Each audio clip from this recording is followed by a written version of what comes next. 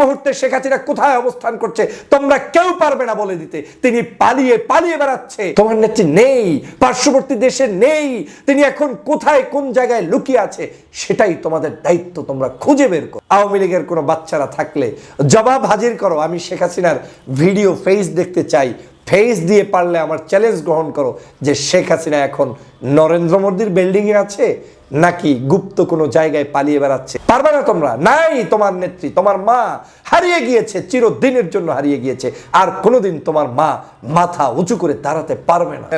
সেই অবস্থান নিশ্চিত করা যাচ্ছে না। বাংলাদেশ সহ দেশ বিদেশে এখন এই গুঞ্জন চলছে শেখ হাসিনা তাহলে কোথায় গিয়েছে। যেই শেখ হাসিনা বাংলাদেশে চট করে চলে আসবে, যেই শেখ হাসিনা বাংলাদেশে সারাদিন নৈরাজ্য সৃষ্টির জন্য অবদান রেখে চলেছেন, সকাল সন্ধ্যা এদেশের মানুষের মধ্যে অনৈক্য তৈরি করে চলেছেন, ছাত্রলীগ, যুবলীগ, আওয়ামী লীগের নেতাকর্মীদেরকে মাহে রমজানের মধ্যেও গভীর রাতে তাহাজ্জুদে রুখতে কিংবা ইফতারের পরপর দু চারজনকে মাস্ক পরে মিছিল করাচ্ছেন।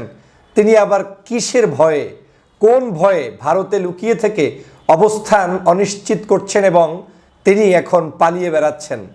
তিনি কি আদতে ভারতে আছেন নাকি ভারত থেকে পালিয়ে ভিন্ন কোনো দেশে গিয়েছেন, না ভারতের মধ্যেই দিল্লিতে ছিলেন, সেই দিল্লি থেকে এখন ভিন্ন কোনো জায়গায় অবস্থান করছেন? এ এখন বাংলাদেশের মানুষের দৈনিক আলোচনার একটি বস্তুতে পরিণত হয়েছে। বিশেষ করে গতকালকের এই আলোচনাটি নতুন করে সামনে এসেছে, শেখ হাসিনা এখন আর ভারতে নেই, সে পালিয়েছে। কেউ কেউ বলছেন শেখ হাসিনা এখন আর দিল্লিতে নেই, দিল্লি থেকে পালিয়েছে। পালানো যার স্বভাব, যে জন্মগতভাবেই পালানো পছন্দ করে, কখনো বোরকা পরে পালায়, কখনো বোরকা পরে প্রবেশ করে, কখনো আবার এই বাংলাদেশ থেকে নিজে হেলিকপ্টারে পালিয়ে যায়, আবার এখন তিনি পার্শ্ববর্তী দেশ যেখানে নিরাপদ নিজেকে মনে করেছেন, যেখানে বসে ষড়যন্ত্রের সকল বীজ বপন করে চলেছেন, তিনি সেখান থেকেও পালিয়ে যাচ্ছেন, পালিয়ে বেড়াচ্ছেন। তার মৃত্যুর আগ পর্যন্ত কি পালানোটাই তার জীবনের একটি সর্বশেষ ইচ্ছা হিসেবে পূরণ করবেন মহান রব? আমার কাছে সেটাই এখন প্রশ্নবিদ্ধ হচ্ছে। আমরা এও শুনেছি দিল্লি থেকে পালিয়ে কলকাতায় এসেছেন এবং কলকাতার দুটি জায়গায় নাকি তাকে এখন পর্যন্ত শনাক্ত করা গিয়েছে, সেটা হচ্ছে সল্ট লেক আর নিউ টাউন এলাকা। আবার আমরা বিভিন্ন টিভি চ্যানেল এবং বিভিন্ন জায়গার রিপোর্টে দেখেছি তিনি ভারত থেকেই পালিয়ে ভিন্ন কোনো একটি দেশে ইতিমধ্যে চলে গিয়েছেন।